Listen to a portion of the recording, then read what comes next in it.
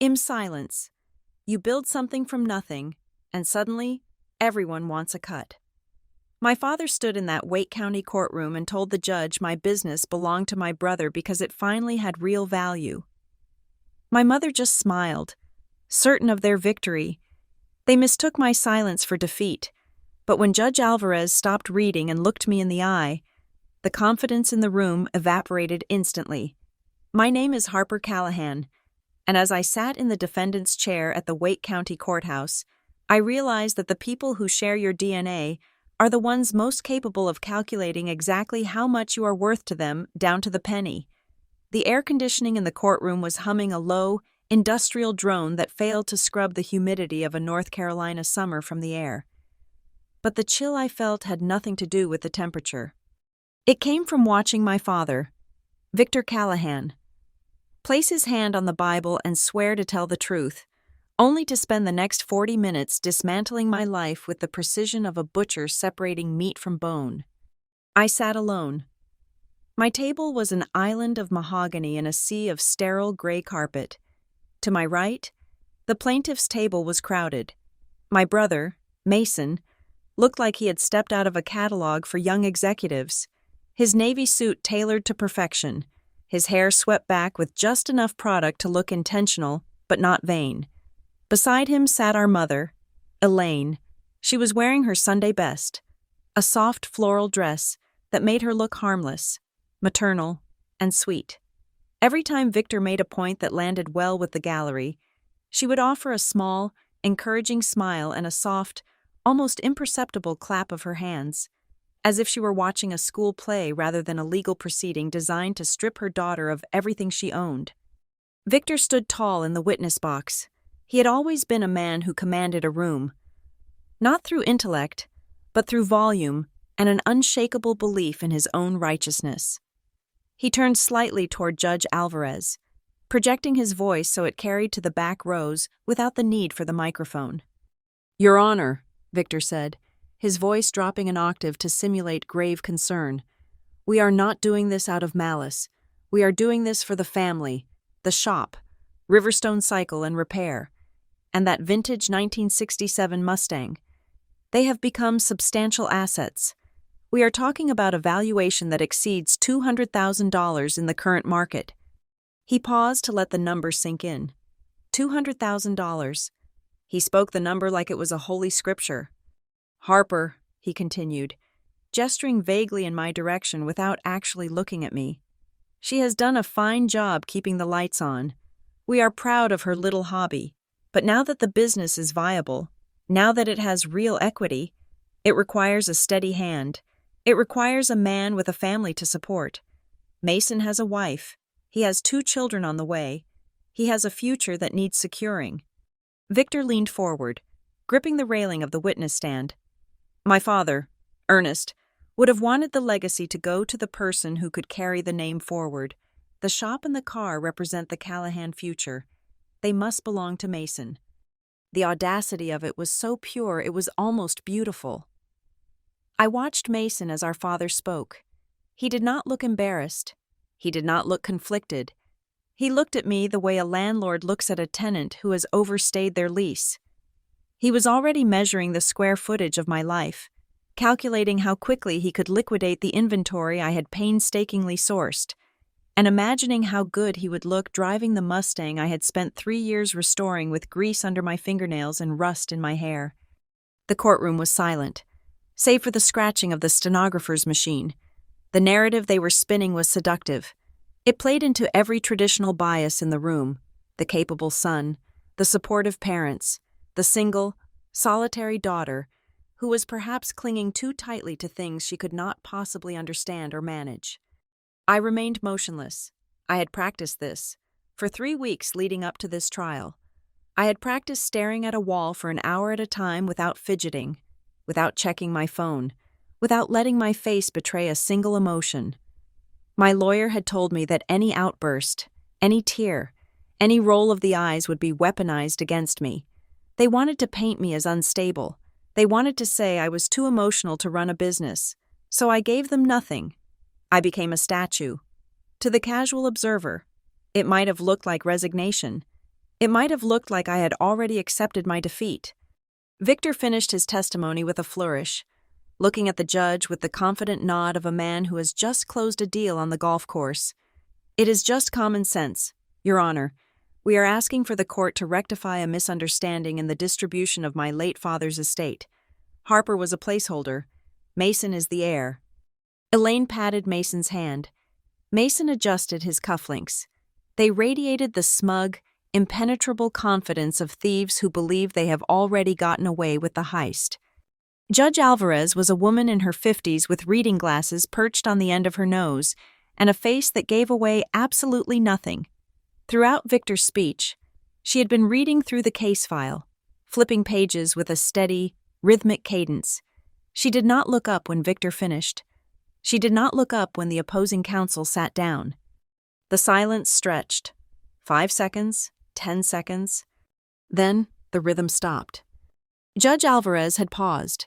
Her hand was resting on a specific page in the middle of the stack. The paper was slightly yellowed compared to the crisp, white legal briefs my brother's lawyers had filed. It crinkled audibly as she smoothed it down.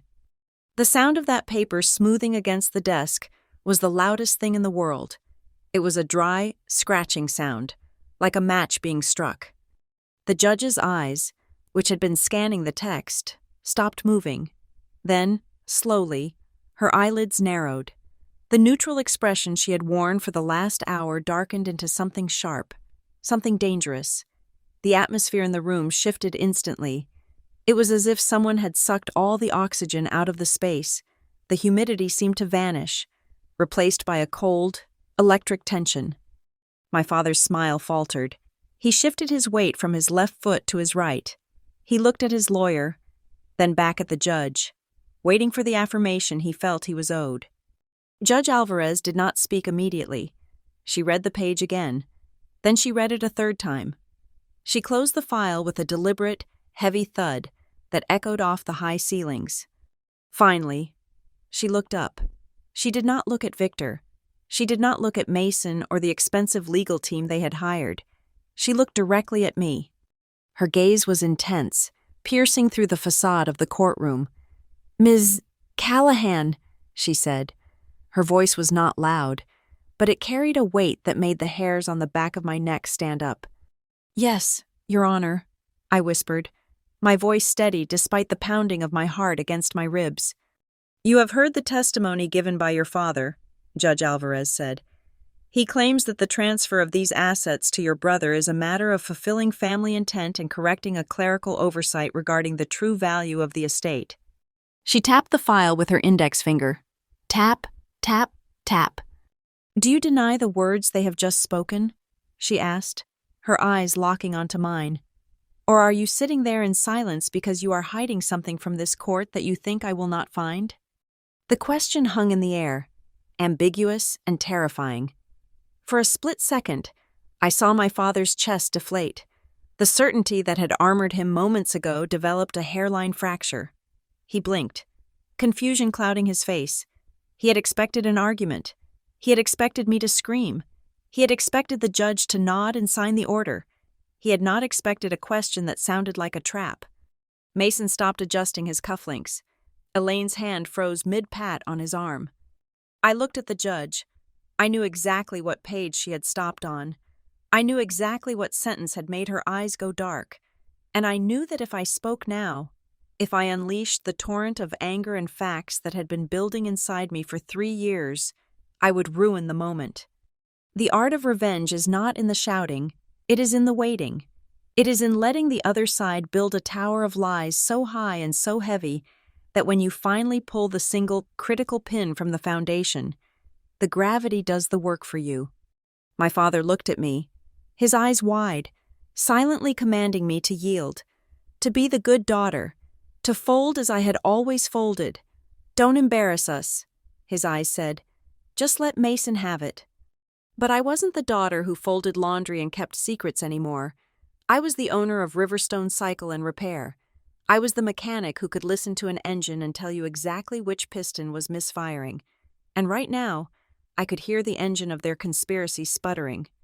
I took a slow breath, tasting the stale courtroom air. I did not stand up. I did not look at my family. I kept my eyes fixed on Judge Alvarez. I did not answer immediately. I let the silence stretch until it became uncomfortable. Until my father wiped a bead of sweat from his forehead. Until my mother's smile completely vanished. I let them sit in the terror of the unknown. I let the judge's question hang there, vibrating with potential energy. Because I knew something they didn't. I knew that the moment I opened my mouth, the story they had told about the helpless, unstable daughter would shatter.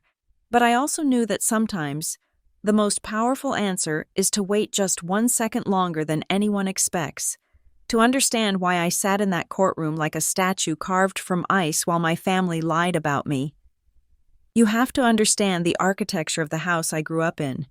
It was a standard suburban 2-story home, the kind with beige siding and a neatly trimmed lawn, but inside, it was a theater, and in the Callahan family production, the casting had been set in stone before I was even born. Mason was the lead actor. I was the stage crew. It was never stated explicitly. There was no family meeting where they handed out scripts, but the roles were reinforced in 1,000 microscopic interactions every single day. When Mason walked into a room, the energy shifted toward him. He was loud, charismatic, and demanding of space. When I walked into a room, I was expected to blend into the wallpaper, or better yet, make myself useful. I remember a dinner when I was 12 years old and Mason was 14. He had just made the junior varsity football team, not because he was particularly athletic, but because he was charming enough to convince the coach to give him a shot. My father, Victor, sat at the head of the table, beaming as if Mason had just been drafted by the NFL. "You have got the leadership gene, son," Victor said, cutting into his steak with gusto. "I saw the way you walked onto that field. You command attention. That is something you cannot teach. You are going to run things one day." Mason soaked it up like a sponge, his chest puffing out. "Coach said I have presence," he added, mouth half full. "Exactly," Victor said. Then he looked over at me. I was quietly eating my green beans, careful not to scrape my fork against the plate. "And Harper, thank you for setting the table so nicely. You are such a sensible girl, always so helpful." Sensible, helpful. Those were the words they carved into my forehead. While Mason was praised for potential and vision and leadership, I was praised for being convenient. I was the low-maintenance appliance that kept the household running while the stars of the show rehearsed their lines. My mother, Elaine, was the director who ensured the spotlight never wavered from her son. She did it with a terrifying gentleness. She did not yell. She whispered excuses. When Mason failed a math test, it was because the teacher did not understand his learning style. When I got a perfect score on a math test, it was barely mentioned. It was just expected. Harper gets A grades because Harper is a grinder. Mason gets C grades because Mason is a genius who is bored by the system. One evening, I found my mother in the kitchen washing dishes. I had just won a regional essay contest, a feat that came with a $50 prize and a certificate. At dinner, Mason had interrupted my announcement to talk about a girl he was planning to ask to the prom. No one had circled back to ask me about my essay. "Mom," I said, leaning against the counter, "did you read the copy I left on your dresser?" Elaine sighed, wiping her hands on a towel. She gave me that look, the one that was supposed to be affectionate but always felt like a dismissal. "I will get to it. Honey, we have just been so focused on Mason lately. You know how he gets when he's nervous about a date. He needs a lot of bolstering." "I need bolstering too," I said. It was one of the few times I let the need show. Elaine walked over and tucked a strand of hair behind my ear. "Oh, Harper, you are strong. You are steady. Mason, he is different. He needs to feel like a king to function. You understand, do not you? You are the one we do not have to worry about." That was the trap. Being the child they did not have to worry about meant being the child they did not have to care for. It meant my emotional needs were a budget item they could always cut to pay for Mason's ego. This dynamic played out in physical space at every family gathering. Thanksgiving, Christmas, birthdays. It was always the same choreography. We would sit at the long dining table. Mason would sit in the center of the long side, holding court, telling exaggerated stories about his college fraternity or his first entry-level job. Victor and Elaine would lean in, rapt. Meanwhile, I would be watching the glasses. Oh, looks like Uncle Bob is out of ice. I would think. I would stand up, walk to the kitchen, refill the ice bucket, and return. Mom needs a napkin. Stand up, kitchen, return. The gravy boat is empty. Stand up, kitchen, return. No one ever asked me to do it, but if I did not, the chaos would encroach on their comfort, and that would be my fault. I became invisible in my own home, a ghost moving between the dining room and the kitchen, ensuring the water glasses were full so Mason would not have to pause his monologue to clear his throat. I learned very early on that pointing this out was a tactical error. When I was 16, I snapped. It was over something trivial. Mason had left his muddy cleats in the hallway for the 10th time, and I had tripped over them. Why does he never have to clean up after himself? I asked Victor. Why am I the only one who knows how to use a closet? Victor looked at me with genuine disappointment, as if I had just kicked a puppy. Harper, do not be petty. Your brother had a long practice. Why are you always keeping score? It makes you seem so sensitive. I am not being sensitive, I argued. I am asking for basic fairness. You are being difficult, Victor corrected, his voice hardening. We are a family. We help each other. Why is that so hard for you to grasp? That was the lesson. Argument was futile. Logic was useless against a mythology they had all agreed to believe. If I fought back, I was difficult, sensitive, or jealous. I was the villain trying to bring down the hero. But if I stayed silent, if I just did the work and kept my mouth shut, I was good old Harper. So I stopped talking. I retreated into myself. I realized that words were a currency that had no value in that house. So I started hoarding a different kind of currency, actual money. I started taking odd jobs that I never told them about.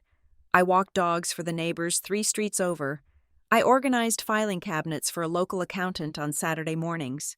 I learned how to fix lawnmowers by watching videos at the library and started repairing them for $20 a pop. I did not spend a dime of it. I did not buy clothes or makeup or tickets to concerts. I took every dollar bill, smoothed it out, and hid it inside the hollowed-out battery compartment of an old boombox in my closet. This was not teenage rebellion. I was not saving up to buy a car so I could drag race or go to parties. I was saving up for insulation. I realized that as long as I lived under their roof, I was subject to their narrative. They could rewrite my reality whenever they wanted. They could tell me I was happy when I was miserable. They could tell me I was loved when I was being used. The only way to survive was to build a life that they could not touch, a life that existed entirely outside their field of vision. I became a master of the bland response. How was your day, Harper? Fine. What are you doing this weekend? Studying. You never tell us anything anymore. There is nothing to tell.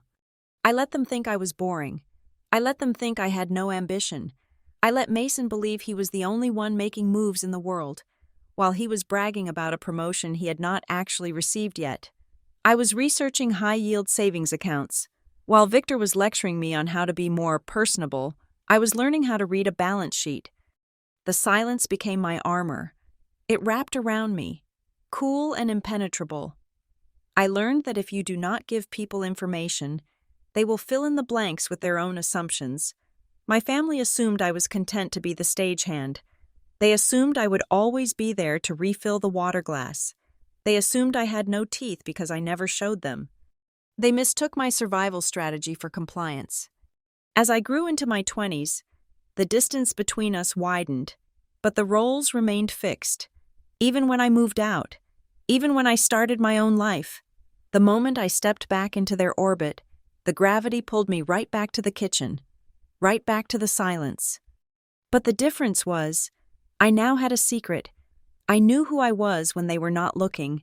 I knew I was capable of building things, fixing things, and managing things that would make Mason's head spin. I held that knowledge close to my chest, a warm coal in a cold winter. So, when the lawsuit arrived, when Mason decided to come for the one thing that was truly mine, he was not attacking a helpless little sister. He was attacking a woman who had spent 2 decades training for this exact moment. He was attacking a woman who knew how to let a man talk until he ran out of air. He thought he was fighting the girl who refilled the water glasses. He had no idea he was fighting the girl who had learned that the most dangerous person in the room is not the one shouting orders, it is the one taking notes. The death of my grandfather, Ernest Callahan, did not come as a shock. He had been fading for months, his lungs slowly losing their battle against 80 years of cigarettes and shop dust. What came as a shock was the heavy, cream-colored envelope he left behind, addressed solely to me in his shaky block-letter handwriting. We gathered in the living room of my parents' house 3 days after the funeral. The air smelled of lilies and stale coffee.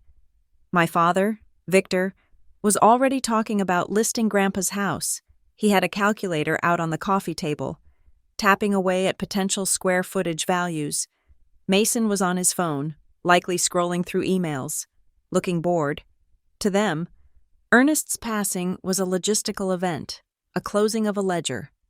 The family attorney, a man named Mr. Henderson, who looked as ancient as the furniture, cleared his throat. He did not read a long, complex legal document. Instead, he handed me the envelope and placed a heavy, rusted iron keyring on the table. "He wanted you to read this yourself. Harper," Mr. Henderson said. I opened the envelope. Inside was a single sheet of lined paper. The note was short. "Harper, the house goes to your father. He would only fight you for it anyway. But the work, the real work, that is yours. You are the only one who ever asked me how the gears turned. Keep the wheels spinning, kid. Love, Grandpa." Below the note was the official deed transfer for 2 things: Riverstone Cycle and Repair, his small bicycle shop on the edge of town, and the 1967 Mustang Fastback that had sat under a tarp in his garage for as long as I could remember. The silence in the room was absolute. Then it broke. "The bike shop?" my mother asked, her voice pitching up in confusion. "But that place is a wreck. I thought he closed it years ago." "And the car," Mason said, looking up from his phone. He frowned. "I thought he sold that Mustang for scrap metal back in 2010. Victor leaned forward, snatching the paper from the table to verify what I had just read. He scanned the lines, his brow furrowing. "This is ridiculous. The shop is barely breaking even." I looked at his tax returns from last year. It is a hobby, not a business. And the car? It does not even run. He looked at me, his expression softening into that familiar, condescending pity. "Harper, honey, do not worry. We will handle this. We can get an estate liquidator to go through the shop. There might be some copper piping or scrap metal worth selling. And the car? Well, maybe a junkyard will give us $500 for the parts." "Sell it?" I asked. It was the first time I had spoken. "Of course, sell it," Mason laughed. It was a sharp, barking sound. "What are you going to do with it? You work in compliance. You sit at a desk. You do not know the first thing about running a retail space, let alone a mechanic shop. It is dirty. It is heavy. It is not for you." "We will just split the proceeds," Victor decided, waving his hand as if the matter were settled. "It will be cleaner that way. Less headache for you. You do not want to be burdened with old junk." I looked at the heavy iron keys sitting on the table. One was a modern brass key for the front door. The other was a small silver key with the Ford logo worn smooth by decades of thumb rubs. They saw a burden. They saw a chore to be swept away so they could get back to their sterile, ambitious lives. But I looked at those keys and felt a strange heat in my chest. Grandpa Ernest had not left this to Victor. The man who only cared about property values. He had not left it to Mason, who treated possessions like disposable accessories. He had left it to me. "I am not selling," I said. The room went quiet again. Mason blinked. "Excuse me?" "I am not selling," I repeated, reaching out and curling my fingers around the cold metal of the keys. "I am going to keep it." Mason rolled his eyes, leaning back in the sofa. "Okay, Fine, play shopkeeper for a month. Once you realize you are losing money just by turning the lights on, give me a call. I know a guy who buys commercial real estate for land value. I did not argue. I did not try to explain. I just took the keys and left. That Saturday, I drove to the edge of town. Riverstone Cycle and Repair sat on a corner lot in a neighborhood that had seen better days. The brick facade was faded, and the sign above the door, hand-painted in the 1980s, was peeling. The windows were gray with grime. From the outside, it looked exactly like what my father had said, a dying relic. I unlocked the front door. The bell chimed, a bright, clear sound that seemed too cheerful for the gloom inside. The smell hit me first.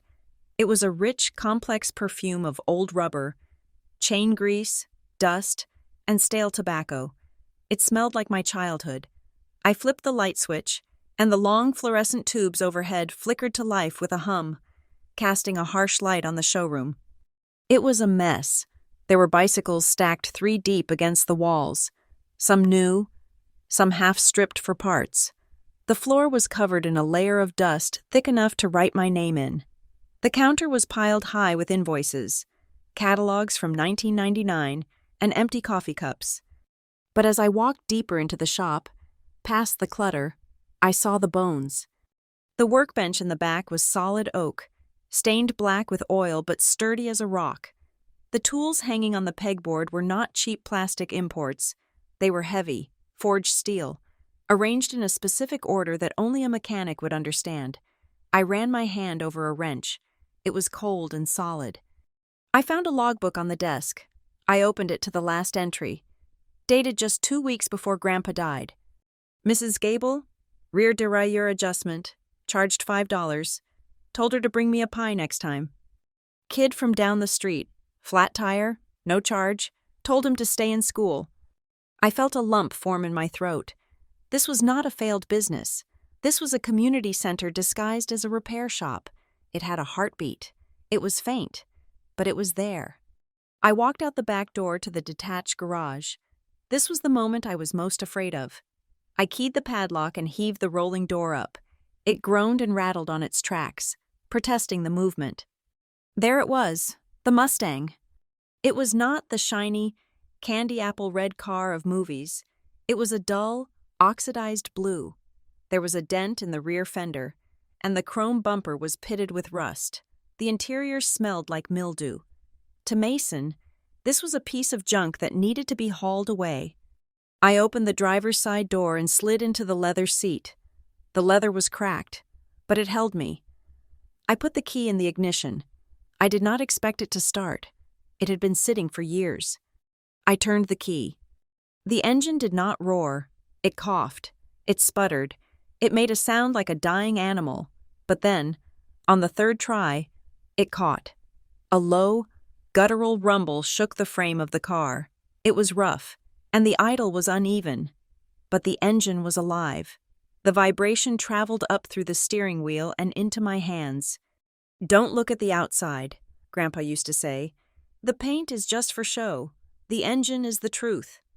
I sat there in the dark garage, the engine idling roughly beneath me, and I understood. My family saw a pile of trash because they only knew how to value things that were shiny and new. They looked at me and saw a quiet, plain girl who was good for filing papers. They looked at this shop and saw a liability.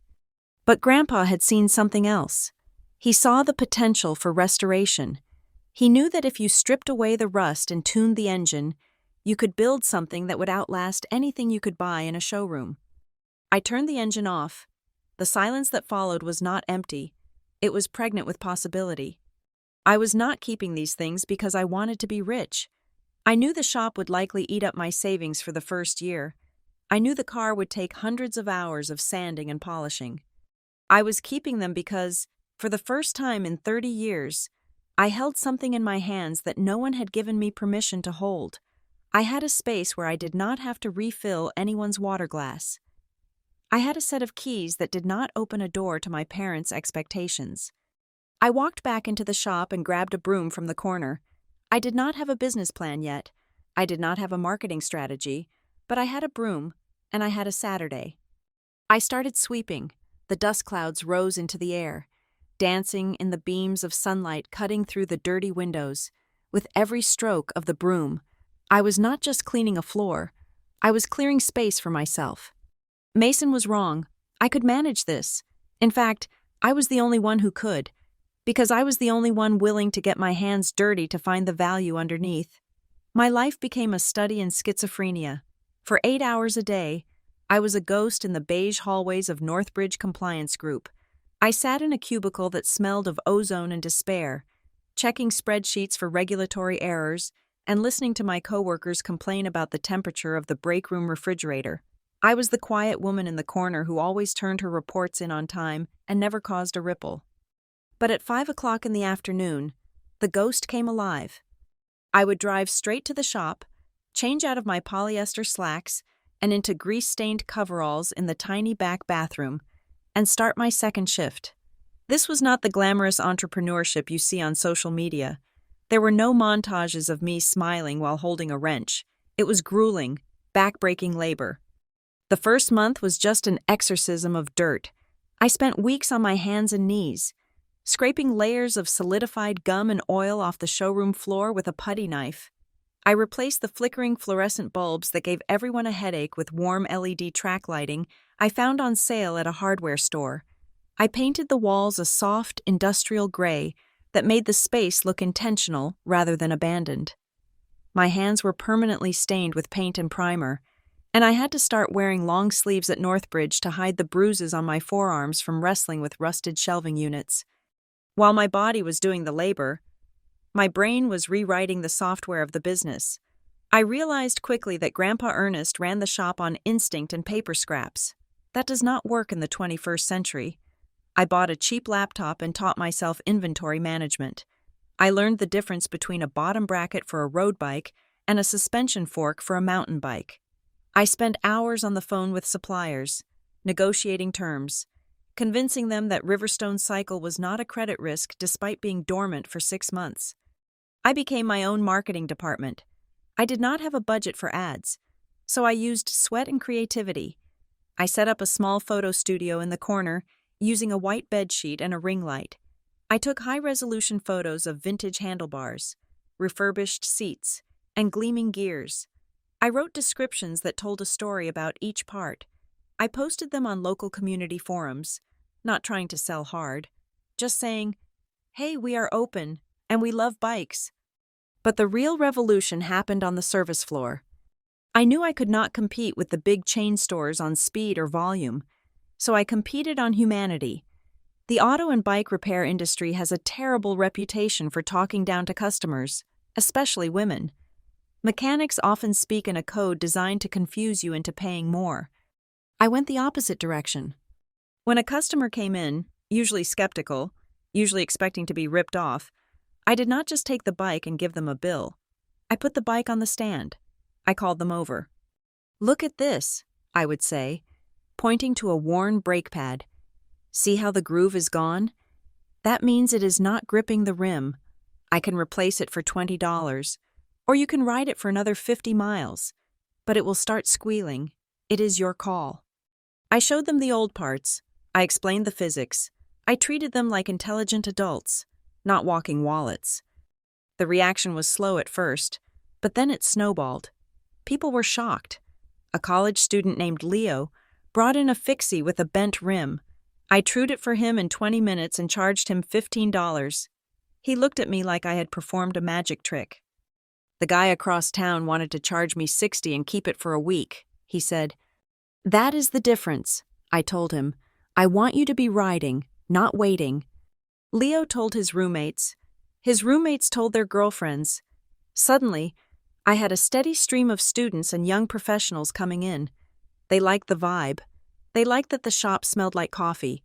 I had installed a free pod in the waiting area, and that I never tried to upsell them on things they did not need.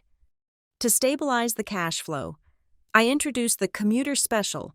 For a flat fee of $120 a year, I offered quarterly tune-ups and priority service for people who used their bikes to get to work. It was a subscription model. It gave me a baseline of revenue that paid the electric bill and the insurance, taking the panic out of the slow weeks. And then there was the Mustang. My family thought it was a heap of scrap metal. I saw it as a billboard. I spent every Sunday that I wasn't doing accounting working on that car. I sanded down the rust spots until my fingers were numb. I rebuilt the carburetor on the kitchen table of my apartment, watching tutorials until 3 in the morning. When I finally got the exterior buffed and the chrome polished, I parked it right out front on the sidewalk every Saturday morning. It was a magnet. Old men would stop to look at the engine block. Teenagers would stop to take selfies with the vintage grill. They would come for the car, but they would walk into the shop and see the bikes. They would start talking to me. The Mustang became the soul of the brand. It said, "We respect old things. We fix things. We care." The tipping point came 4 months in. A woman named Sarah brought in a high-end road bike that had been making a ticking noise no one could find. She had taken it to 3 other shops. They had all told her she needed a new drivetrain, a repair that would cost $400. I put it on the stand. I listened. I rode it around the block. I realized the ticking wasn't the gears. It was a loose cleat on her pedal. I tightened a single screw. The noise stopped. When she came to pick it up, she took out her credit card, bracing for the blow. "No charge," I said. She froze. "What?" "It was a loose screw. Sarah, it took me 30 seconds. Go enjoy your ride." That night, Sarah posted a review on a massive local community group with 20,000 members. The title was, "Finally, a Mechanic Who Listens." She wrote 3 paragraphs about how I had saved her hundreds of dollars and treated her with dignity. The next morning, my phone did not stop ringing. I had to hire a part-time kid from the local technical college just to help me answer calls and book appointments. By the 6-month mark, the revenue numbers were staring back at me from my spreadsheet, and they were staggering. The shop was not just breaking even, it was profitable. I was making more in a weekend at the shop than I made in a week at Northbridge Compliance Group. I drove home late one night, my body aching, grease under my fingernails, and I looked at my bank account app. The number was real. It was substantial. It was enough to prove everyone wrong. But I did not call my father. I did not text Mason. I did not invite my mother over to see the fresh paint or the bustling appointment book. I kept it entirely to myself. I knew my family. If I told them I was working 18 hours a day, they would say I was burning the candle at both ends and criticize my lack of work-life balance. If I told them I was scrubbing floors, they would look at me with distaste. They did not respect the process. They did not respect the labor. They only respected the harvest. So I let them believe I was failing. When my mother called and asked how the little project was going, I would sigh and say, "Oh, it is a lot of work. Mom, the roof leaks." I let them think I was drowning because as long as they thought I was drowning, they stayed away. They did not want to get wet. But secrets in a small town have a shelf life. You cannot park a gleaming 1967 Mustang on Main Street and have a line of customers out the door without attracting attention. I remember the exact moment the bubble burst. It was a Tuesday. I had just closed a deal with a local courier company to service their entire fleet of 20 bikes. I was feeling invincible. I was wiping down the counter, humming to myself, when my phone buzzed. It was a text from my mother. "Elaine, Harper, honey, Mrs. Higgins from church just told me she saw your shop featured on the Local Gems blog. She says it looks incredibly busy. Why didn't you tell us things were picking up?" My stomach dropped. The tone was chirpy, excited, and warm, but I knew that tone. It was the sound of a shark that has just detected a drop of blood in the water from 3 miles away. Then, a second text popped up, this one from Mason. "Mason, heard the shop is actually making money. Interesting. We should talk." I put the phone down on the counter. The silence of the shop, usually my sanctuary, suddenly felt heavy. The invisible armor I had built was about to be tested. I had done the work. I had built the value. And now, exactly as I had predicted in my darkest moments, the people who had laughed at the seed were coming to claim the fruit. I locked the front door that night with a little more force than usual. I knew the peace was over. The war was about to begin. The silence I had cultivated was broken not by a shout, but by a ringtone. It was my mother, Elaine. Her ringtone used to be a generic chime, but lately, seeing her name on my screen triggered a physical reaction in my gut, a tightening similar to preparing for a collision.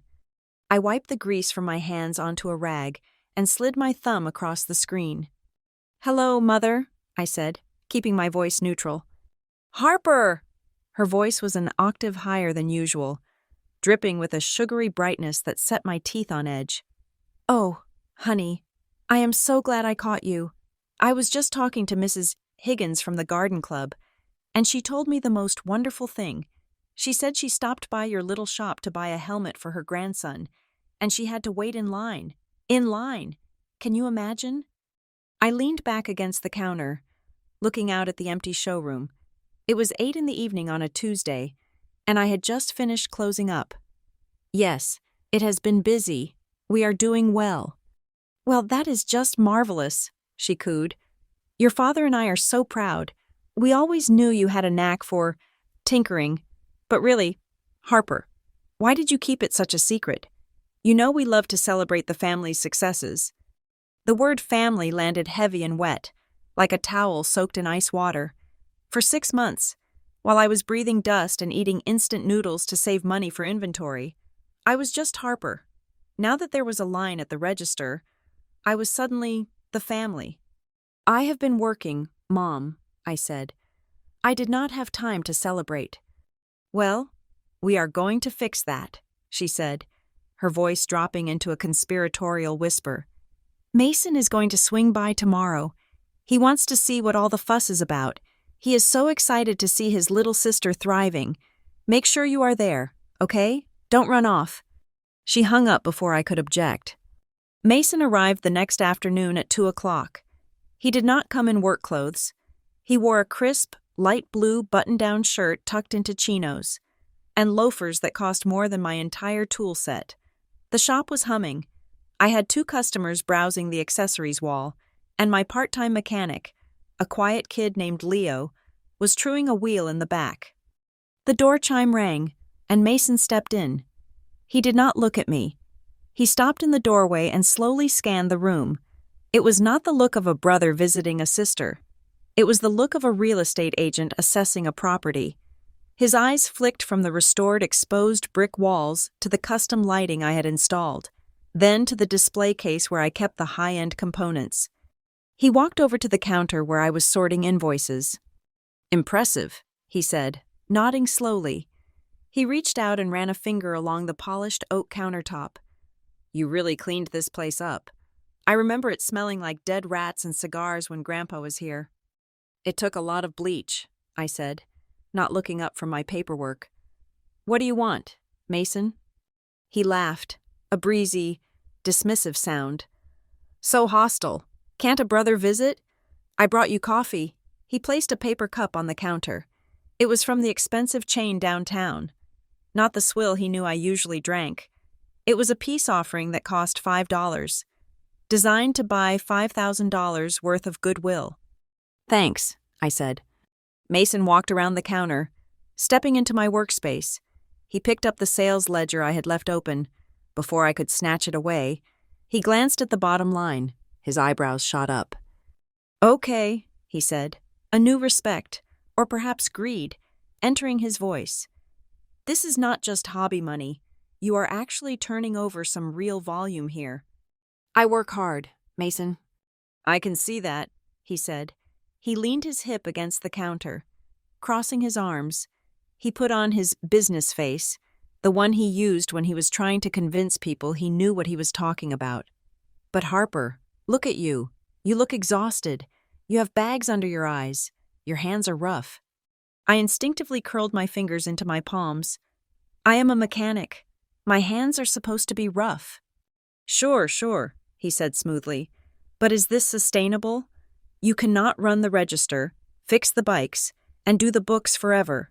You are going to burn out. That is where I come in." I froze. "What do you mean? That is where you come in?"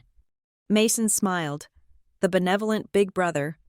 "I have been thinking, this place has potential, real brand equity, Riverstone has a nice, rustic ring to it, but you are thinking small. You are thinking local shop. I am thinking franchise. I am thinking merchandise, t-shirts, water bottles, an online store. He started pacing, gesturing with his hands. I can take the administrative load off you. I will handle the marketing, the scaling, the supplier negotiations. You just stay back here and fix the bikes. You do what you are good at, and I will do the big picture stuff. We can split the equity, say 60-40, since I will be bringing the growth strategy. I stared at him. The audacity was breathtaking. I had built the engine, poured the fuel, and started the car. Now he wanted to jump into the driver's seat and tell me I was lucky to be allowed to sit in the trunk. I do not need a growth strategy. Mason, I said, keeping my voice low so the customers wouldn't hear. And I definitely do not need a partner. I am handling it fine. Mason stopped pacing. His smile faltered, just for a second, before returning with a harder edge. Don't be stubborn, Harper. It is a classic small business mistake. You fall in love with the product and forget the business. You are leaving money on the table. Mom and Dad agree. They think you are in over your head. I don't care what Mom and Dad think, I said. They thought this place was a scrapyard 6 months ago. They wanted me to sell it for parts, remember? That was before we knew what it was worth, Mason said. He said it without a shred of irony. Look, I am just trying to help you. You are my sister. I do not want to see you fail because you were too proud to let the professionals handle the expansion. I am the professional, I said, my voice hardening. I am the one who knows the profit margin on a Shimano chain. I am the one who knows Mrs. Higgins' grandson's name. That is the business. Mason, it is not t-shirts. It is trust. And you cannot franchise trust. Mason's face darkened. The charm evaporated. He leaned in closer, invading my personal space. You are being selfish. Harper, Grandpa left this to the family. He didn't leave it to you so you could play queen of the castle. He left it to build a future for us, for the Callahan name. He left it to me, I corrected him. My name is on the deed, not yours. Technically, Mason sneered. But we all know Grandpa was not in his right mind at the end. If he knew the real value, do you really think he would have given it to the girl who couldn't even speak up at the dinner table? The insult landed, but it didn't hurt the way it used to. It just clarified things. Get out of my shop, Mason, I said. He straightened his jacket, regaining his composure. Fine, think about it. But don't think you can shut us out. This is a family asset. You drive a wedge here, and you are going to regret it. He walked out, the bell chiming cheerfully behind him, oblivious to the threat he had just left hanging in the air. That evening, my phone buzzed again. This time it was a text from my father. Victor. Mason tells me you were very emotional today. We are only trying to ensure the legacy is managed correctly. That shop and the car are part of the Callahan history. They are not just yours to hoard. We need to have a serious discussion about ownership structure. Mason has a family to support. You are single. You need to be reasonable. I read the text twice. You are single. You need to be reasonable. There it was, the core of their argument. Because I did not have a husband or children. My labor was worth less. My ownership was conditional. To them, I was a placeholder, a steward keeping the seat warm until the real owner, the male heir with the bloodline, was ready to take over. They did not ask if I was tired.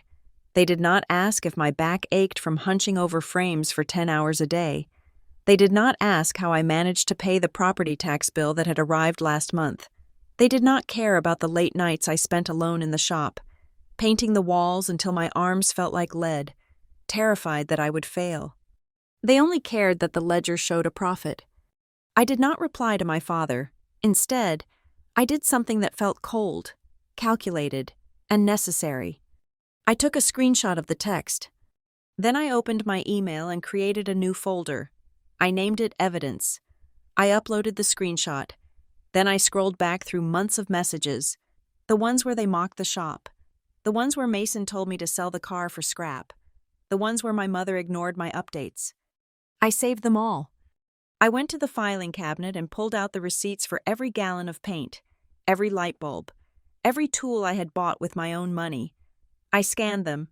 I scanned the original deed. I scanned the letter from Grandpa Ernest.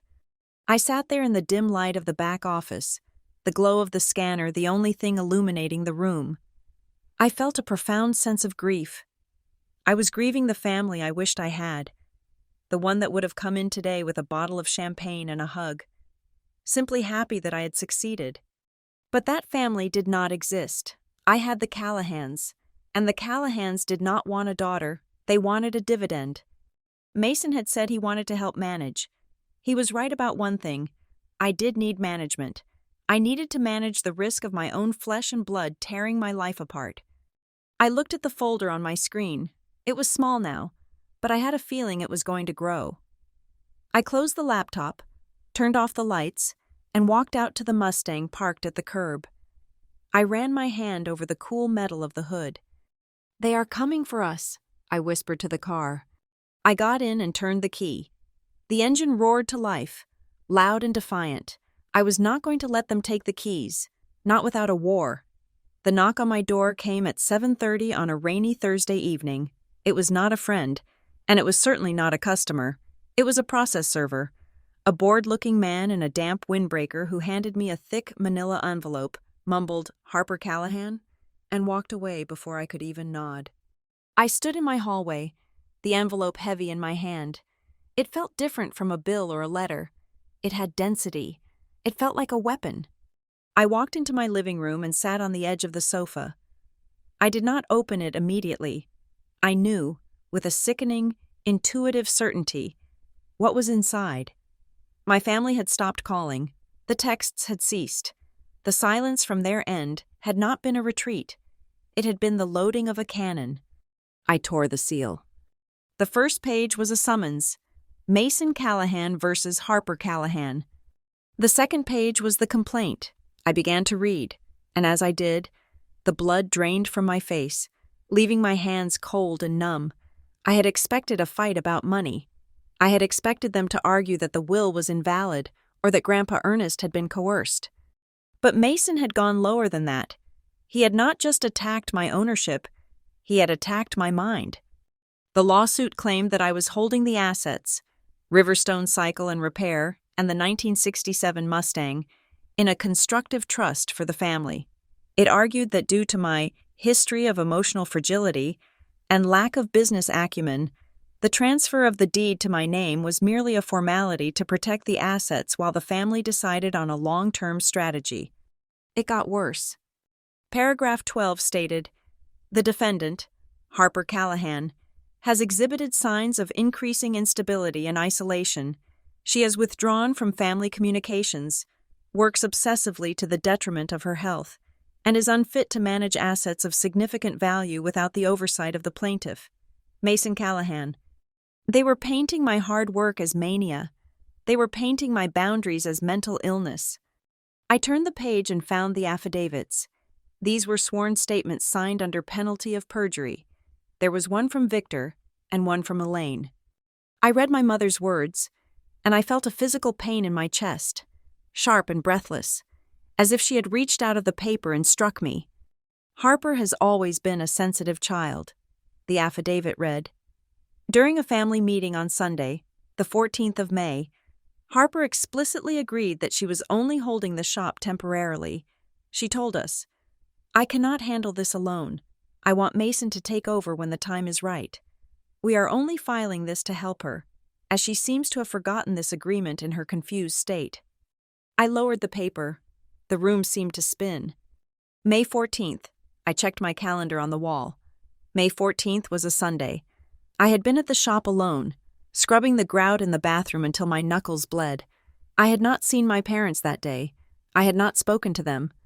They were lying. It was not a misunderstanding. It was not a difference of opinion. It was a cold, calculated fabrication designed to gaslight me in a court of law. They were using my own personality against me, my quietness. That was now withdrawal.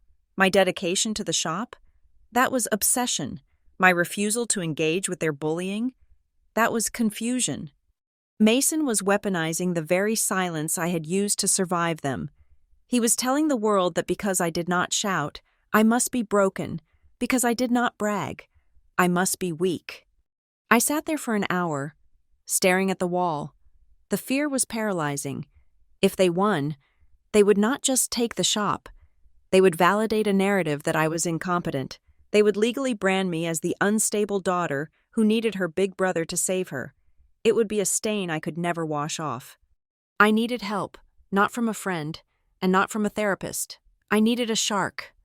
2 days later, I sat in the office of Nora Klein. Nora was a woman who looked like she was carved out of granite and dressed in Italian silk. She was expensive, intimidating, and according to the reviews I had read online, absolutely ruthless. She did not offer me tea. She did not offer me sympathy. She sat behind a glass desk that was completely empty except for my file, and she read through the complaint in silence. I watched her eyes scan the pages. I was terrified she would believe them. I was terrified she would look at me, tired, anxious, vibrating with suppressed rage, and see exactly what Mason wanted her to see. Finally, Nora closed the folder. She took off her glasses and looked at me. "They are good," she said. Her voice was dry and devoid of emotion. "This is a very well-constructed piece of fiction." I let out a breath I didn't know I was holding. "It is a lie, all of it. I never agreed to give it to him. I never said those things." "I know," Nora said. "If there was a written contract, they would have attached it. If there was a recording, they would have transcribed it. They have nothing but, he said, she said. That is why they are attacking your character. In the absence of evidence, they are trying to destroy your credibility." She leaned forward, her eyes locking onto mine. "They are betting on you being the person they described. They are betting you will be too scared, too emotional, or too fragile to fight back. They expect you to fold to avoid the embarrassment of a public trial about your mental health." "I am not unstable," I said, my voice steady. "It does not matter what you are," Nora said, cutting me off. "It matters what we can prove. In a civil case like this, the truth is just a pile of paper. I need you to build me that pile." She opened a notepad and uncapped a pen. "I want everything, Harper, and I mean everything. I want every receipt you have generated since you got those keys. I want bank statements showing every dollar of your own money you put into the renovation. I want your work logs. I want phone records." "I have texts," I said. "I saved them." Nora's eyes lit up, just a fraction. "Good. What kind of texts?" "Texts where Mason mocks the business. Texts where he tells me to sell the car for scraps. Texts where my father asks why I'm wasting my time on a dead asset. They only started acting like it was valuable a month ago." "Perfect," Nora said, writing quickly. "That establishes a timeline of opportunism. It contradicts their claim that they always intended to take over. If they cared about the legacy, they would have cared when the roof was leaking."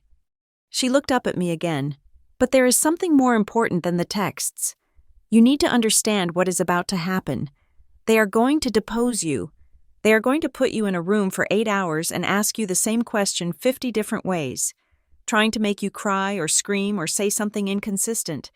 They want to break you so they can point a finger and say, 'See, she is crazy.'" I thought about the dinner tables of my childhood. I thought about the years of swallowing my words while Mason preened and my parents applauded. I thought about the way I had learned to become invisible to avoid their criticism. "I have been training for that my whole life," I said. Nora looked at me, really looked at me. For the first time, she saw something behind my eyes that made her nod slowly. "Good, because this is not just a property dispute anymore. They have made it personal. They are trying to use the legal system to rewrite your history. If we lose, you lose your autonomy. You become the ward of the court of public opinion." I left her office with a list of tasks that would have overwhelmed a lesser person, but I felt a strange, cold clarity. I went home and turned my apartment into a war room. I did not sleep. I pulled boxes of records from under my bed. I downloaded years of phone bills. I printed out hundreds of emails. As I sorted through the papers, A bitter realization settled over me. I held a receipt for $200 worth of primer from a hardware store, dated 3 days after the funeral. I remembered that day. I had cried the whole drive to the store because I missed Grandpa so much, but I had bought the paint anyway because I knew the shop needed it. My family called that instability. I called it grief doing work. I found a log of my hours. For 3 months. I had worked 70 hours a week between my day job and the shop. My family called that obsession. I called it survival. They had taken my virtues, my grit, my focus, my ability to endure solitude, and twisted them into symptoms of a disease. They wanted to diagnose me with ambition so they could cure me of my success. I organized the documents into binders, blue for financial, red for communications, black for legal. By the time I was done, 3 days later, I had 4,000 pages of proof that I was not a helpless girl needing a savior. I was a CEO who had built a company from the ground up while they were busy underestimating me. I looked at the stack of binders on my dining table. It looked like a fortress. They wanted a story about a sad, confused daughter who needed her brother to take the wheel. They wanted to write a tragedy. I ran my hand over the spine of the black binder. "No," I said to the empty room. "I am not acting in your play anymore." I was done being the character they wrote for me. I was done being the supporting role. I was going to walk into that courtroom and show them that the silence they thought was weakness was actually the sound of a gun being loaded. "You are going to want to scream," Nora Klein told me. Her hands folded on top of the pristine glass desk. "You are going to want to interrupt them. You are going to want to jump up and tell them they are lying, but you must do absolutely nothing." She leaned forward, her eyes sharp. "Harper, this is not a debate. This is a trap, and the only way a trap works is if the animal walks all the way in before you pull the lever. We are going to let them talk. We are going to let them talk so much that they forget which lie they are supposed to be telling." That advice became my religion for the next 3 weeks. The strategy was simple but agonizing. Maintain total radio silence on the emotional front, while drowning them in administrative compliance. I did not block their numbers. I did not bar them from the shop. I simply stopped reacting. The hardest part was continuing to open the shop every morning as if my own brother wasn't trying to have me declared mentally incompetent. North Carolina is a small place when it wants to be, and rumors travel faster than fiber optic cables. I could feel the eyes on me when I went to the grocery store. I heard the whispers when I unlocked the front door of Riverstone Cycle and Repair. "Is she really crazy? I heard her family had to intervene. She looks fine, but you never know with these quiet types." I kept my head down. I focused on the mechanics. A derailleur does not care about your family drama. It only cares about tension and alignment. I found solace in the absolute truth of the tools. If a bolt is loose, you tighten it. If a bearing is shot, you replace it. There is no ambiguity. Inside the shop, I was the picture of stability. I greeted customers with a smile. I updated the inventory logs. I swept the floors. But in my pocket, my phone was a recording device that never slept. I live in a one-party consent state.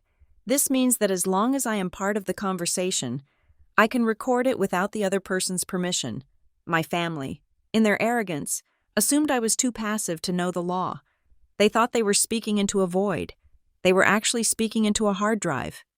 Mason was the first to crack under the pressure of the silence. He was used to me folding. He was used to me apologizing to end the conflict. When I didn't call him back begging for forgiveness, he started calling me. It was a Tuesday afternoon. The shop was empty. I let the phone ring 3 times, checked that the voice recorder app was running in the background, and answered. "Riverstone Cycle," I said, my voice flat.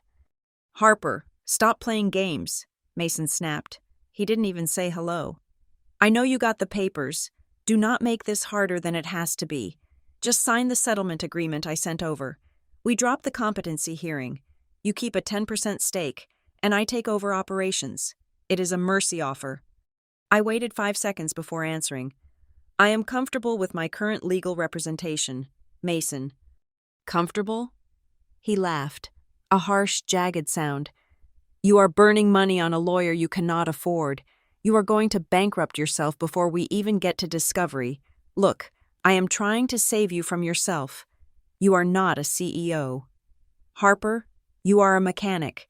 You are good with your hands. Sure, but you do not have the head for this.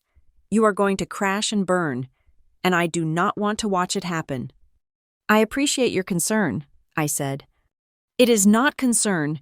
It is a reality check. His voice rose, the veneer of the caring brother slipping away. Dad is furious. Mom is a wreck. You are tearing this family apart over a couple of bicycles and a rust bucket car. Do you really want to be the reason Mom has a stroke? Just sign the papers. Let's end this. I have to get back to work. Mason, I have a customer waiting.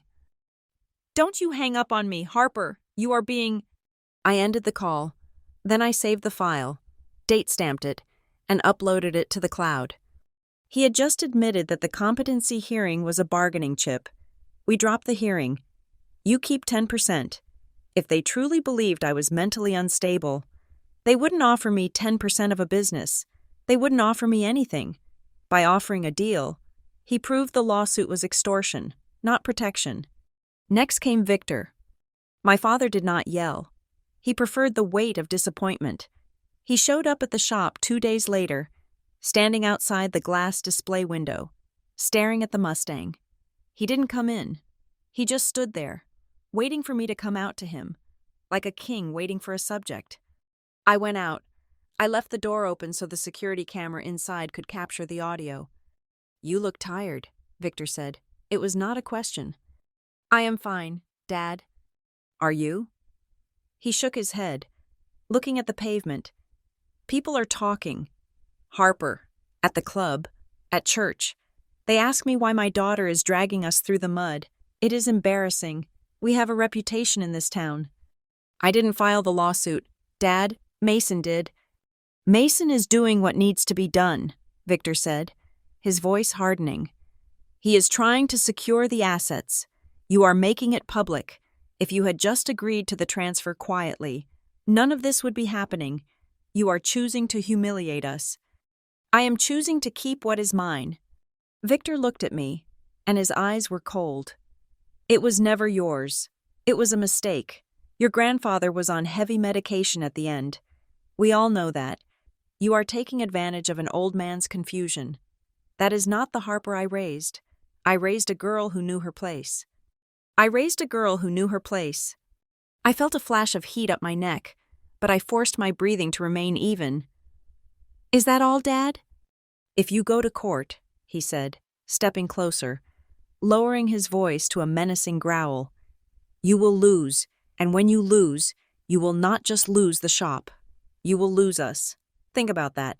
Is a business worth being an orphan? He turned and walked away before I could answer.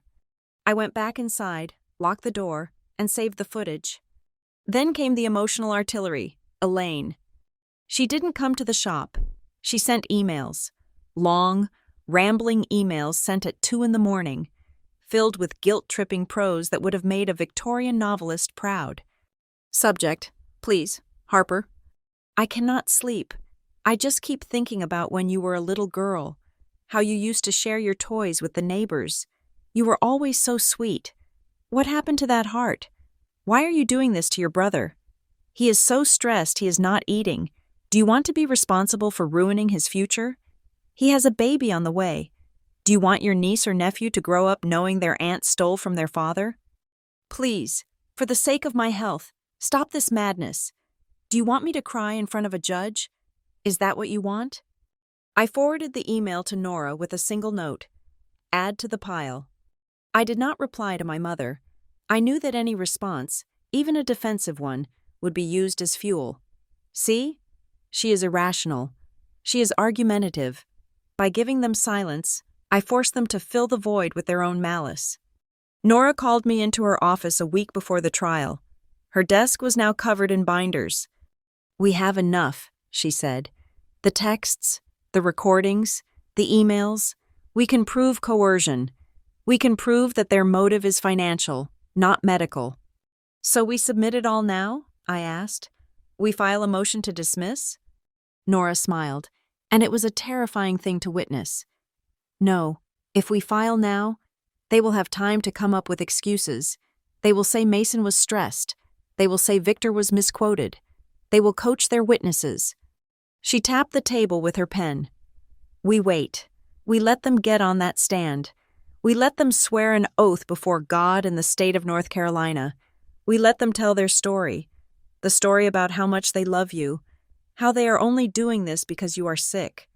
She leaned back, and then, when Victor is standing there, looking like the benevolent patriarch, we ask him one question, just one, and when he answers it, we pull the rug out. What is the question? I asked. Nora told me. It was simple, it was elegant, and I knew, the moment she said it, that it would destroy them. The waiting was the hardest part. The nights were long. I would sit in the shop after hours, polishing the chrome bumper of the Mustang until I could see my own reflection. I looked different than the girl who used to sit at the kids' table. My jaw was set. My eyes were harder. Mason texted me one last time, the night before the trial. Mason. Last chance. Judge Alvarez is tough. She hates wasting time. If you walk in there tomorrow, you are walking out with nothing. Don't be stupid. I didn't reply. I didn't save it. I didn't need to. I went home, ironed my suit, a navy blue blazer that I had bought with the profits from the shop, and went to sleep. I slept soundly. It was the deep, dreamless sleep of a soldier who has checked her weapon, loaded her ammunition, and knows exactly where the enemy is going to step. They thought I was silent because I was afraid. They were about to learn that silence is also the sound of a fuse burning down. The morning of the trial began with a performance so polished it belonged on Broadway, not in a county courthouse. Mason's legal team had clearly decided that the best way to steal a business was to kill the owner with kindness. They did not paint me as a villain. That would have been too easy to refute. Instead, they painted me as a victim, a fragile, lonely spinster who was drowning in her own life and needed to be rescued. Mr. Sterling, Mason's attorney, was a man with silver hair and a voice like melted butter.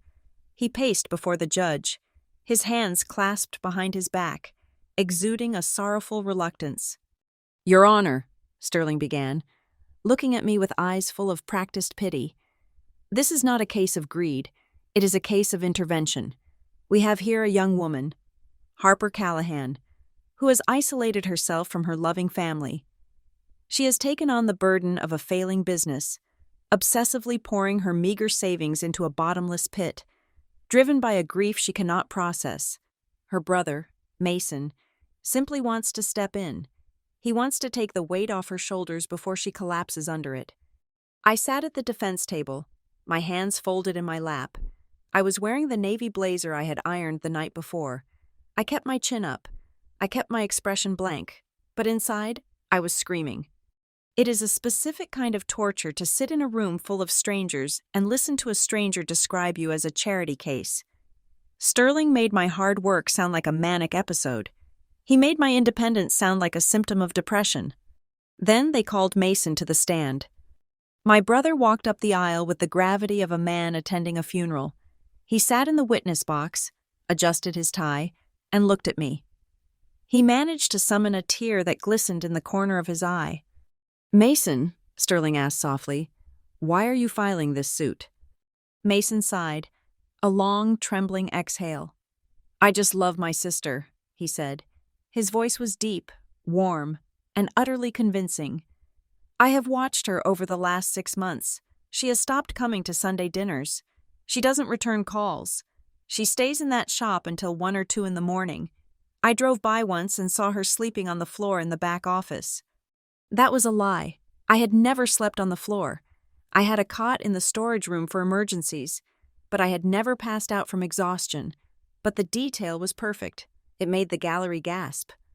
I tried to talk to her, Mason continued, looking at the judge. I told her, Harper, let me help. Let me bring in a manager. Let me handle the finances. But she just shuts down. She gets this look in her eyes, like a frightened animal. She is fragile, Your Honor, and I'm afraid that if she keeps going like this, without family supervision. She is going to hurt herself. I felt the eyes of the room shift toward me. I could feel their judgment physically, like a change in air pressure. They weren't looking at me with respect. They were looking at me with pity. Poor girl. Their eyes said, she thinks she is a businesswoman, but she is just a mess. This was their strategy. If I reacted, if I stood up and shouted that he was a liar, if I rolled my eyes, if I cried, I would prove them right. I would look unstable. So I did the only thing I could do. I turned to stone. I focused on the grain of the wood on the defense table. I slowed my breathing. In for 4, hold for 4, out for 4. Then came Victor. My father took the stand with an air of weary authority. He was the patriarch forced to discipline an unruly child. He did not look at me. He looked at the judge, man to man. "Mr. Callahan," Sterling asked, "what is your understanding of the ownership of the shop?" "It was always meant to be a family asset," Victor declared, his voice booming slightly, filling the room. My father, Ernest, was a traditional man. He would never have burdened a single woman with a mechanic's shop. It makes no sense. The transfer of the deed was a clerical error, a placeholder. He paused, then delivered the line that I knew was coming, the line that revealed his true heart. "The shop and that vintage car, they have value now," Victor said. He emphasized the word value as if it were the only thing that mattered in the universe. "They have become significant assets. It is simply irresponsible to leave them in the hands of someone who is struggling. They must belong to Mason. Mason has a wife. He has a child on the way. He has a future that needs to be secured." Beside me, I heard the gallery shift. It was a subtle movement, but the sentiment was clear. In the South, the argument for supporting the family man is strong. Victor was playing a tune they all knew the words to. I glanced at my mother, Elaine, sitting in the front row behind the plaintiff's table. As Victor finished speaking, she did something that made my stomach turn. She brought her hands together and clapped. It was soft. Clap, clap, clap, barely audible, but her face was beaming. She looked like she was watching Mason receive a diploma, not watching her husband try to strip her daughter of her livelihood. Judge Alvarez watched it all. She was unreadable. She took notes, her pen scratching across the paper in rhythmic bursts. "Mr. Callahan," the judge asked, interrupting Sterling's next question. "You mentioned a verbal agreement. You claim your daughter agreed to hand over the assets?" "Yes, Your Honor," Victor said, nodding vigorously. "When did this conversation take place?" "It was mid-May," Victor said. He didn't blink. "A Sunday dinner. We were all at the table. Harper was crying about the workload. She said, 'I cannot do this anymore. I want Mason to take it.' We all heard it." "And was this agreement written down?" Judge Alvarez asked. "We are family, Your Honor," Victor said, spreading his hands in a gesture of openness. "We do not write contracts at the dinner table. We trust each other." It was a smooth answer. It used the sanctity of family to cover the absence of evidence. The morning dragged on. Sterling brought up a business expert, a friend of Mason's from college, who testified that a shop of Riverstone's size required senior management experience that I did not possess. They showed photos of the shop from before the renovation, claiming the clutter was evidence of my hoarding tendencies. Conveniently forgetting to mention those photos were taken the day I got the keys. Not now. By the time the bailiff announced the lunch recess, I felt like I'd been buried under 6 feet of wet concrete. The narrative was so complete, so consistent, to an outsider. It made perfect sense. Why would a young woman want to run a greasy bike shop? Why wouldn't she want her successful brother to take over? I walked out of the courtroom with Nora Klein. We found a quiet corner in the hallway. "They are winning," I whispered, my voice trembling for the first time that day.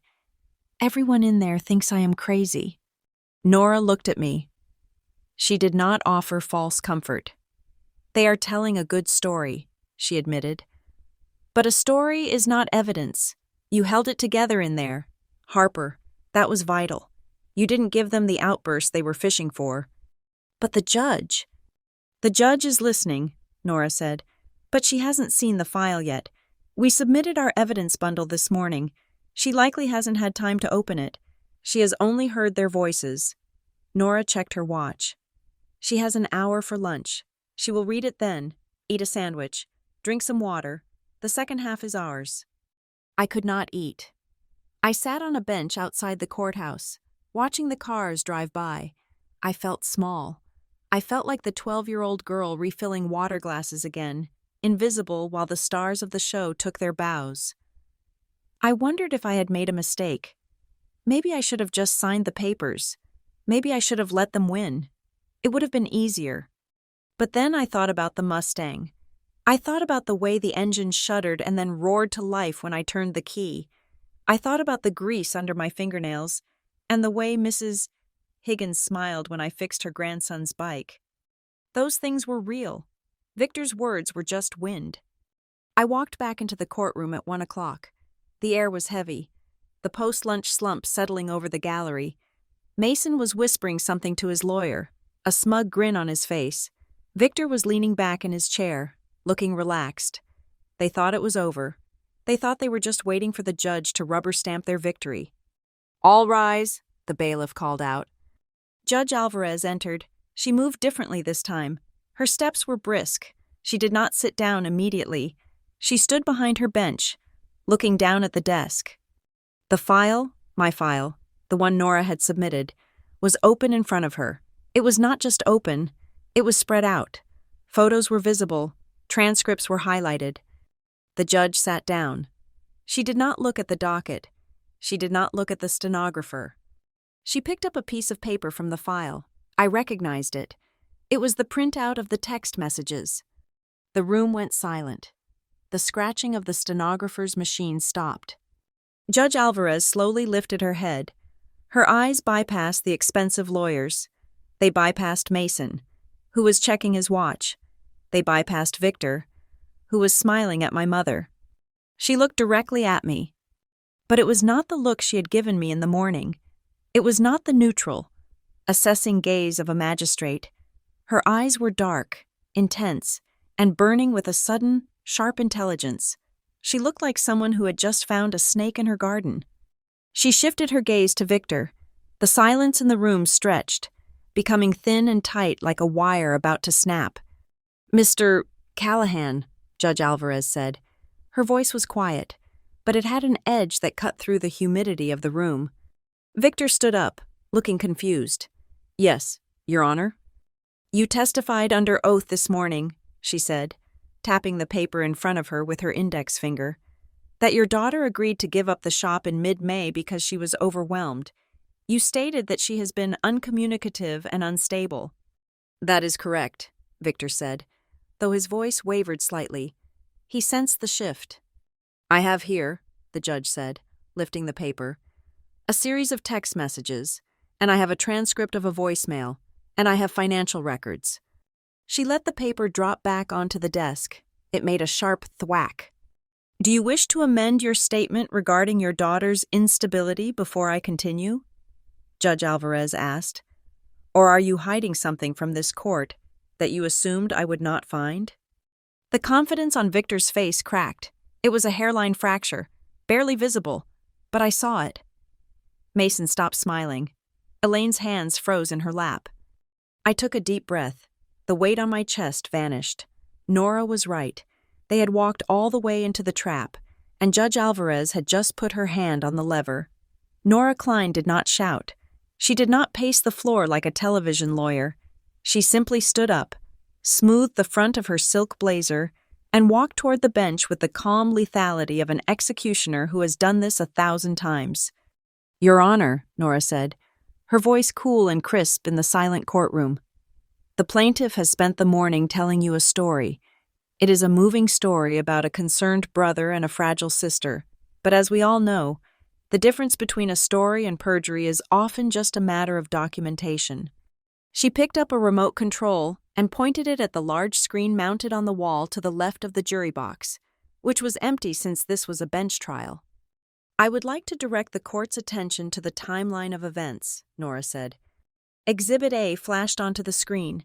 It was a blown-up image of a text message thread between Mason and me. The date was clearly visible at the top, June 12th. Mr. Callahan testified that his concern for his sister's mental health began in early May, Nora said, turning to look at Mason. He refused to meet her eyes. He claimed he wanted to intervene because she was overwhelmed. However, let us look at the first text he sent her regarding the business. She read the text aloud, though the entire room could see it. Mason, I saw the numbers you posted on the community forum. If you are really pulling in $4,000 a week, we need to talk. That is family money. Now that it is worth something, we have to split it. Nora paused. Now that it is worth something, she repeated. Not now that you are tired, not now that you are sick, but now that it is worth something. Mr. Sterling, Mason's lawyer, stood up halfway. Objection. Context. Overruled, Judge Alvarez said without looking up from the file. The text speaks for itself. Continue, Ms. Klein. Nora clicked the remote. Exhibit B appeared.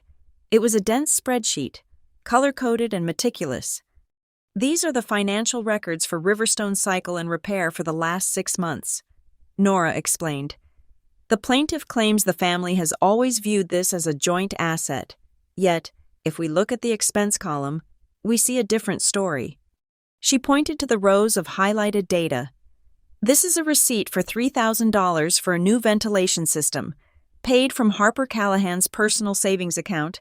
This is a payment of $500 for liability insurance, paid from Harper Callahan's checking account. This is the fee for the business license renewal, paid by Harper Callahan. Nora turned to Victor, who was sitting in the witness box, looking paler by the second. Mr. Callahan, did you contribute a single cent to the repair of the roof? Did you buy a single light bulb? Did Mason offer to pay for the marketing he was so eager to control? Victor opened his mouth, but no sound came out. He closed it again. Relevance? Mr. Sterling barked, standing up fully this time. Financial contribution does not equal ownership intent in a family trust situation. It goes to credibility. Mr. Sterling, Judge Alvarez cut in. Her voice was sharp. You painted the defendant as a helpless dependent. These records show a woman who is funding, managing, and ensuring a business entirely on her own. It is highly relevant. Sit down. Sterling sat down, looking like a deflated balloon. Nora wasn't done. She was just warming up. Now, she said, let us address the claim that this lawsuit was filed as a last resort to protect Harper. She clicked the remote, Exhibit C. It was an email. The sender was Mason Callahan. The recipient was Victor Callahan. The date was 3 weeks prior to the lawsuit being filed. Nora read the highlighted passage. We need to move fast. If she realizes what the potential franchise value is, she might actually hire a lawyer. We need to push the competency angle hard. If we get her to sign the power of attorney before she wakes up, we can transfer the assets without a tax event. A collective gasp went through the gallery. It was soft, but audible. I looked at my father. Victor was staring at the screen, his face draining of color. He had read that email. Of course. He had received it. But seeing it projected on a 10-foot screen in a court of law stripped away all the protective father rhetoric he had been hiding behind. It exposed the conspiracy for exactly what it was, a heist. But Nora had saved the most damaging blow for Mason. Finally, Nora said, we come to the matter of the 1967 Mustang. She walked back to her desk and picked up a document that looked official. It had a bank logo at the top. Exhibit D, she announced. This is a loan application submitted by Mason Callahan to First National Bank on August 1st. He was applying for a personal consolidation loan of $50,000 to cover gambling debts. Mason's head snapped up. His eyes went wide with panic. Objection, he shouted, forgetting his lawyer. That is private financial information. It is evidence of motive, Nora said calmly. And more importantly, Your Honor, look at the collateral listed on the application. The screen changed. There, in black and white, under the section titled Assets to be Collateralized, was the vehicle identification number of Grandpa Ernest's Mustang. "He listed the car," Nora said, her voice dropping to a hush that made everyone lean in. "He listed a car he does not own, a car that is currently titled to his sister, as his own personal collateral to secure a loan for his own personal debts, and he noted in the application, 'Title transfer pending family restructuring.'" I looked at Victor. My father was staring at Mason with an expression I had never seen before. It was not anger. It was shock. Pure, unadulterated shock. Victor had been on board with the plan because he thought they were securing a legacy for the responsible son. He had believed Mason's lies about expansion and empire building. He had no idea that Mason was broke. He had no idea that the family legacy was being pawned off to pay for Mason's mistakes. Victor whispered. The microphone caught it. "You told me you needed the capital for a down payment on a house." Mason shrank in his seat. He looked like a child caught stealing from the collection plate. Elaine, sitting in the front row, brought a hand to her mouth. She started to twist the fabric of her expensive silk scarf, tightening it until her knuckles were white. The golden boy image was dissolving in real time, melting under the heat of the truth. "We have one final piece of evidence," Nora said. "The plaintiff claims he spoke to his sister with love and concern. He claims she was too fragile to communicate." She nodded to the court clerk. "Please play audio file number 4. The room was dead silent. Then, the speakers crackled. Mason's voice filled the room, but it wasn't the smooth, buttery voice he had used on the stand. It was the voice of a bully. It was the voice I had heard 1,000 times when no one else was watching. "Sign the damn papers. Harper, I am not asking you anymore. You are nothing. You are a mechanic. You think you can run this? I will bury you in legal fees. I will sue you until you cannot breathe. I will make sure everyone in this town thinks you are crazy. Do you hear me? Sign it, or I will ruin you." The recording ended with the sharp click of the call disconnecting. The silence that followed was heavy. It was the kind of silence that happens after a gunshot. I looked at the gallery. The people who had looked at me with pity an hour ago now looked horrified. They looked at Mason with disgust. The mask had fallen completely off. There was no concerned brother left. There was only a desperate, greedy man who had tried to gaslight his own sister to cover his debts. Judge Alvarez slowly turned her chair. She faced Victor Callahan. Victor was still in the witness box. He looked like he had aged 10 years in 10 minutes. He was slumped over. His confidence evaporated. "Mr. Callahan," Judge Alvarez said. Her voice was low, dangerous, and trembling with controlled fury. Victor looked up, his eyes watery. "You sat there and told me you were doing this to save her," the judge said. "You told me she was the one who was unstable. You told me this was about family honor." She gestured toward the screen where the loan application was still visible. "Your son tried to mortgage an asset he did not own to pay for gambling debts. He threatened to destroy your daughter's reputation if she did not comply, and you enabled it." Judge Alvarez leaned forward, her eyes locking onto Victor's soul. "So tell me, Mr. Callahan, now that we have seen the truth, do you still call this protecting your daughter? Or would you like to call it what it actually is, extortion to steal assets for your son?" Victor opened his mouth to speak. He looked at Mason, who was staring at the floor. He looked at Elaine, who was weeping silently into her scarf. Then he looked at me. For the first time in my life, my father saw me. He didn't see the helper. He didn't see the stagehand. He saw the only person in the room who had actually told the truth. He tried to say something, perhaps an excuse, perhaps an apology, but the weight of the evidence was too heavy. His throat worked, but no words came out. He simply lowered his head, defeated by the very son he had idolized.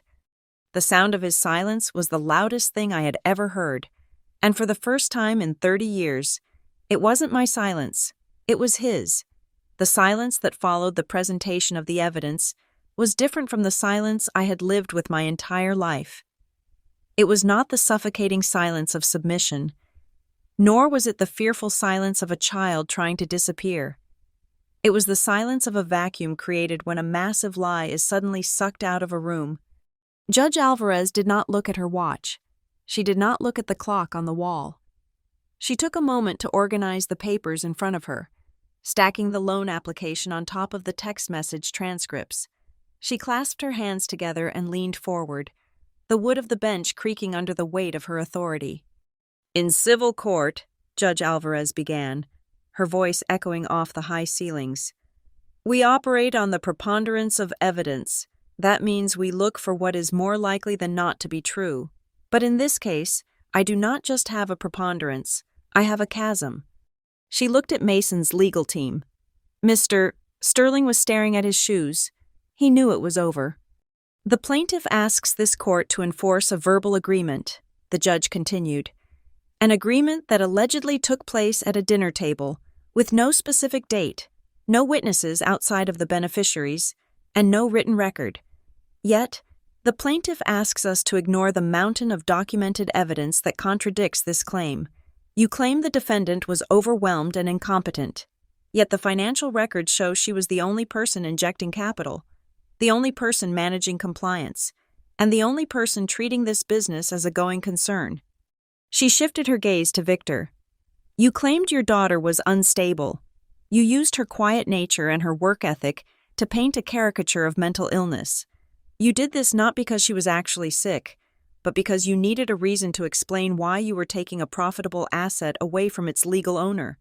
You needed her to be crazy so that you could be righteous." Victor flinched. He looked smaller than I had ever seen him, a man whose entire moral architecture had just been condemned. "But what I find most disturbing," Judge Alvarez said, her voice dropping to a register that was almost a whisper, yet traveled to every corner of the room, "is the timeline. No one was concerned about Ms. Callahan's mental health when the roof was leaking.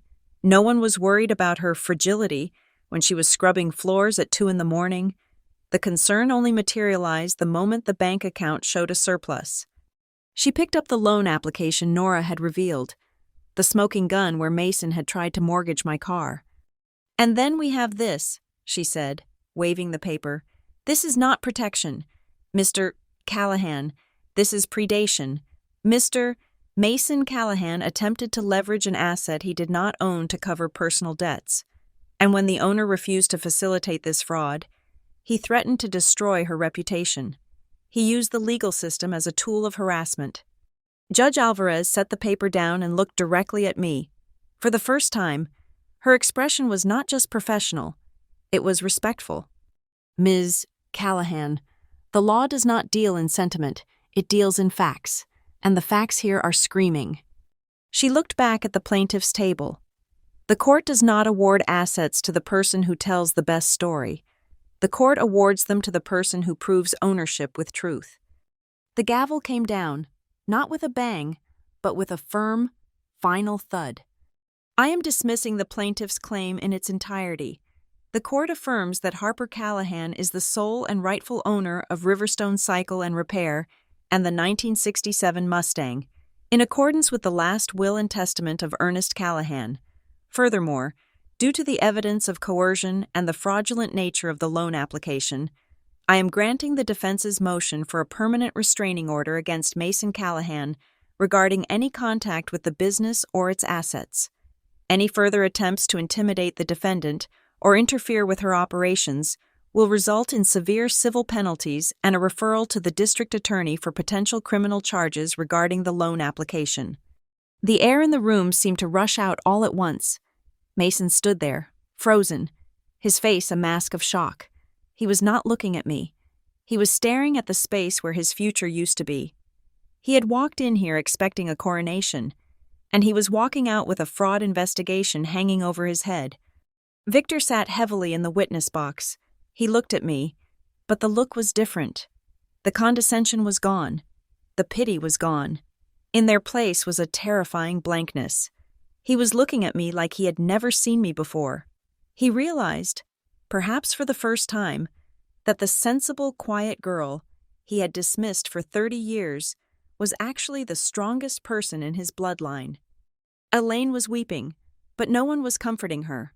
Her tears, once a weapon she used to manipulate us, now just seemed pathetic. "Court is adjourned," the bailiff announced. People began to stand up. Nora Klein turned to me and offered a rare, genuine smile. "It is done, Harper. You are free." "Wait," I said. I stood up. "Your Honor?" Judge Alvarez, who was gathering her robe to leave, paused. She looked back at me. "Yes, Ms. Callahan?" The room went quiet again. Mason looked at me, his eyes narrowing. Victor looked up. They expected me to gloat. They expected me to scream. They expected me to finally let out the anger I'd been holding for decades. But I didn't want to scream. I didn't want to give them that satisfaction. "I just wanted to say one thing," I said, my voice steady and clear, carrying without a microphone. "I have lived my whole life trying to fit into the story you all wrote for me. I made myself small so you could feel big. I stayed silent so you could feel heard. But today, I am done with your script. Today, I choose to write my own story." I didn't wait for a response. I didn't look to see if my mother understood. I turned my back on them. I picked up my bag, nodded to Nora, and walked down the center aisle. I could feel their eyes on my back. Victor, Elaine, Mason, they were waiting for me to turn around. They were waiting for me to offer a compromise, to say, "We are still family," to smooth things over like I always did. I kept walking. I pushed open the heavy wooden doors of the courtroom and stepped out into the hallway. I did not go out for drinks with Nora. I did not call my friends to celebrate. I got into my car, my Honda, not the Mustang, which was safe in the garage, and drove straight back to the shop. It was 7 in the evening. The sun was setting, casting long, golden shadows across the brick front of Riverstone Cycle and Repair. I unlocked the front door and stepped inside. The smell welcomed me home. Rubber, oil, coffee, and dust. It was the smell of honest work. It was the smell of reality. I did not turn on the main lights. I just flipped on the small lamp on the counter. I locked the door behind me and flipped the sign to closed. I sat on the stool behind the register. I took my phone out of my pocket. There were already texts coming in. "Victor, Harper, we need to talk. We can't leave it like this. Elaine, please call me. Your father is devastated. Mason, you think you won? You just lost your family." I read them one last time. I felt a twinge of the old guilt, the old conditioning that told me it was my job to fix their feelings. But then I looked around the shop. I looked at the rows of bikes I had tuned. I looked at the schedule for next week, fully booked with paying customers who respected me. I realized that family is not about blood. It is about who shows up when the roof leaks. It is about who hands you a wrench when you are under the car. I went to the settings on my phone. I selected Mason's number, block caller. I selected Victor's number, block caller. I selected Elaine's number, block caller. The silence that followed was absolute, but this time, it wasn't lonely. It was peaceful. It was the sound of a life that finally belonged to me. I walked over to the Mustang in the garage. I ran my hand along the fender. "We did it, Grandpa," I whispered. I sat there in the dark for a long time, listening to the hum of the refrigerator and the distant traffic outside. I understood then that silence had never been my weakness. It had been my cocoon. And now, I had finally broken through. My silence was no longer something I endured. It was a luxury I had earned. And for the first time in my life, I wasn't waiting for permission to enjoy it. Thank you so much for listening to my story. I would love to know where you are tuning in from. So please drop a comment below and let's get a conversation started. If you enjoyed this story and want to hear more revenge drama, please subscribe to the Lila Revenge Stories channel, like this video, and smash that hype button to help this story reach even more people.